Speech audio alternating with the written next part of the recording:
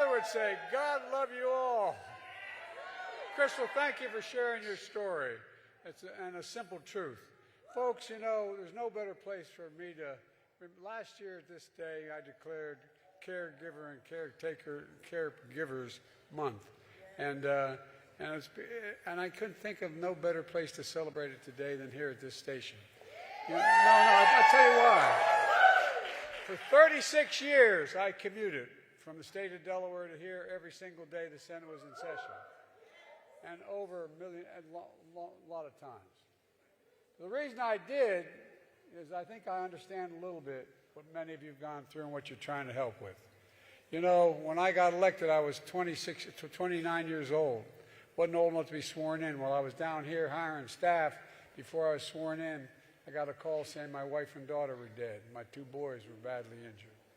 And so, you know, I wasn't going to come down, but thank God I had a family and a lot of friends and older members like me, 45, 50, who helped me out. But all kidding aside, I didn't have them. I just started a law practice. I didn't have any money. I mean, I made a living, but I didn't have any money. And what I tried to do is figure out how I was going to raise my boys. No, I'm serious. And I tell you what, I really wonder, why did I commute every single day? Over 1 million miles round trip over the time I was in the United States Senate. And the reason I did, I couldn't afford a house down here without selling my house at home, and I couldn't afford caregiving. The God's truth. No possibility. None whatsoever. But I'm lucky I had a family. My mother, my father, my sister, my brother all moved in, helped me take care of my kids. But then we ended up with Mom getting sick and Dad getting sick, and we took care of them, the so-called sandwich generation. Look, you care workers represent the best of who we are as Americans. No, you really do. We look out for one another in America. We leave nobody behind.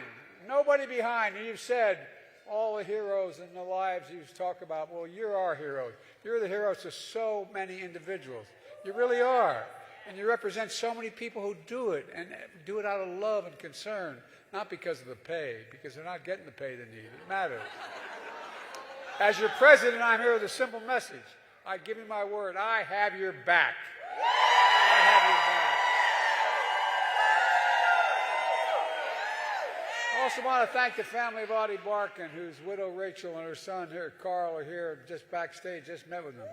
Their family embodies why care matters. It's critical to the dignity of care, the dignity of all caregivers and workers. My dad used to say a job, Joey, give him my word as a trade, a job's about a lot more than a paycheck. It's about your dignity. It's about respect. No, it really is. It's about being able to look your kid in the eye and say, honey, it's going to be okay. Care workers and caregivers are critical to our families and to the entire economy. That's why as a candidate, as president, I was determined to turn things around.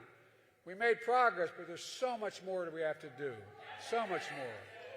If we want the best economy in the world, we have to have the best caregiving economy in the world. We really do. They're not inconsistent. They're consistent. But the cost of care is too high, and pay for care workers is much too low. Take child care. A typical family spends $11,000 a year on child care per child. Per child. If you live in a big city, that can be $17,000 for each child. More than their college tuition, if God willing, you're able to get there. And a lot of parents do the math and realize they can't afford to go to work because child care can sometimes literally cost more than they earn. More than they earn. You know, take-home care, the cost of long-term care for aging loved ones and people with disabilities rose 40% in the last decade. Medicaid offers help, but it can't meet the demand. You know, there are 700,000 seniors waiting in line. 700,000 waiting in line. And people with disabilities are stuck in Medicaid home care waiting lists for as long as 10 years if they survive to be qualified. It's amazing. Think about it. Family members like ours and yours often spend their own retirement savings to pay for the care of the loved ones. Others leave their jobs to care for them.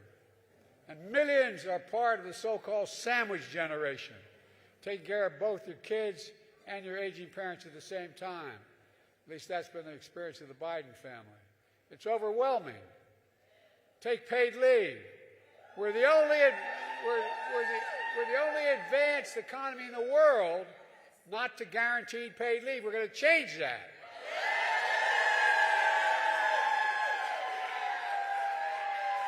That means to help a loved one, many folks have to leave work to find out later that they've been fired. In the United States of America, no one should choose between caring for a parent who's raised them, a child who depends on them, or a paycheck that they need. That's not why it should be the way it should be. No, I'm serious.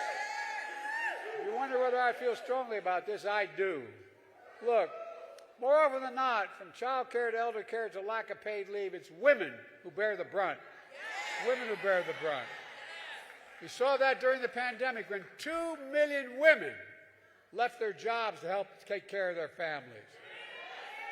It hurts our whole economy to lose so much talent in the workplace. And it keeps women from earning equal pay they deserve because they say, well, you haven't been here.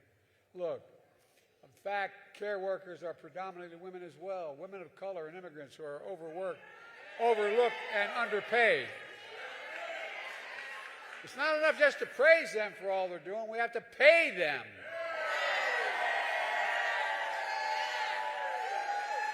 To invest in our care economy, as soon as I came to office, I signed the American Rescue Plan. Not a single Republican voted for it, I might add, not one. It made our nation's biggest investment in child care ever. For example, it kept 225,000 child care workers, child care working centers open, giving parents an opportunity to get back to work. Well, I tell you what, you want to come make a speech or shush up, okay? I'm not messing around with him. He looks like he could take me. Ask me. Look, it expanded the child care tax credit, cutting child poverty in America in half. That's what it did. It cut it in half. Overall, my administration increased funding for nearly 50%, by 50% for child care. And in the coming weeks, we plan to release new rules to strengthen staffing standards in nursing homes, to get home care workers a bigger share of Medicaid payments. But that's not going to be enough. I want to do more, and we can do more. My budget for next year makes key commitments to children, seniors, and people with disabilities, and to caregivers who look after their loved ones. First, for working families with small children, we're going to guarantee affordable quality child care. Most families, from our plan, most families will pay less than $10 a day per child, saving millions of folks as much as $7,000 a year. That's a lot of breathing room for young families who need it badly. We'll also restore the expanded child care tax credit, lifting millions of children out of poverty. And by the way, this helps the economy. It doesn't hurt it helps the economy. You know, our Republican friends let that expire. Well, we got to expire a couple of them politically in order to get this passed. Together, we're going to bring it back. Second, seniors and people with disabilities, we're going to expand Medicaid home care services and reduce that 700,000 person backlog. That'll mean more folks can live and work in their own communities with dignity and independence. More home care workers will start getting a better pay and benefits and dignity they deserve.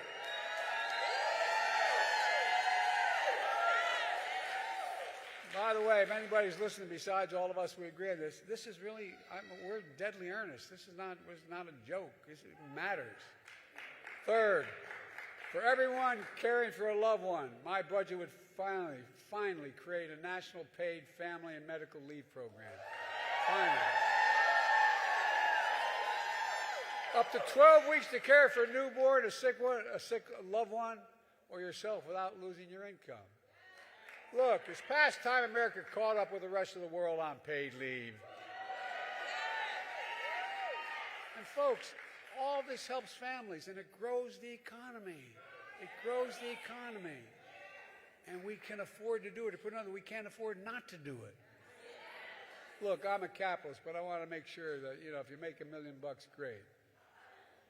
Just start paying your fair share in taxes.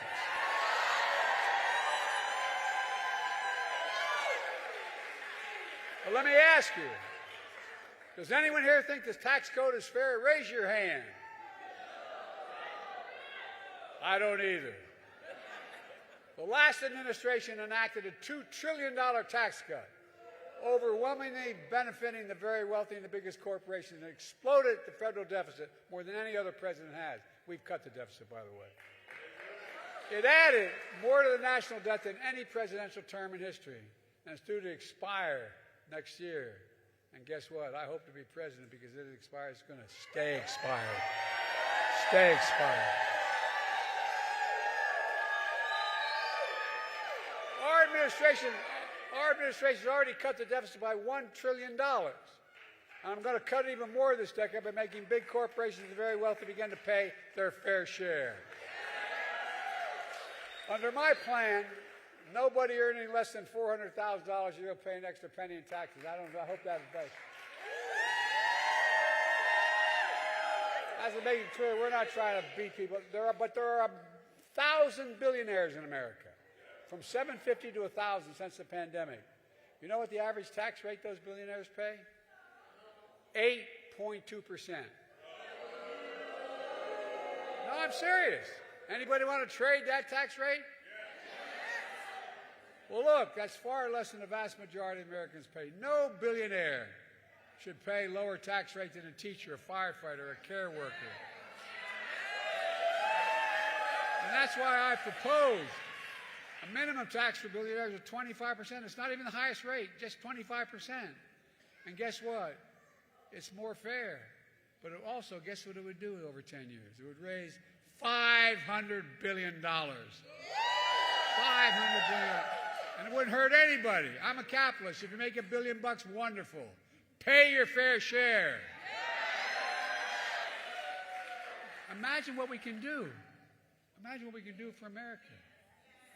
Look, folks, imagine a future with affordable child care, home care, elder care, paid leave.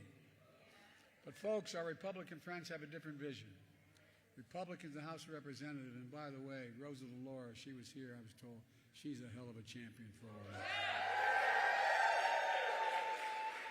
They just released their budget, the Republicans, that cuts caregiving programs by a third. The ones that exist, cuts them by a third. For example, it would mean 260,000 fewer kids in child care. My predecessor and his MAGA friends want to, I love the phrase, the language they use, they want to terminate the Affordable Care Act. Terminate. Well, guess what? Killing millions of Americans, take them off of health care, insurance, is stripping others of services like home care. Folks, by the way, you know how many times they've tried to take out Obamacare and Affordable Health Care Act? 49 times they've tried. They can keep trying, but they're not going to get it done. And look, when it comes to Social Security and Medicare, my predecessor recently said, quote, there's a lot you can do in terms of cutting. God love it. Right on cue, House Republicans released their budget that would raise the retirement age of Social Security, the budget they submitted for next year, and slash Medicare while they cut taxes for the very wealthy again. I got a better idea. I'll protect Social Security and Medicare and make the very wealthy pay their fair share to make it work.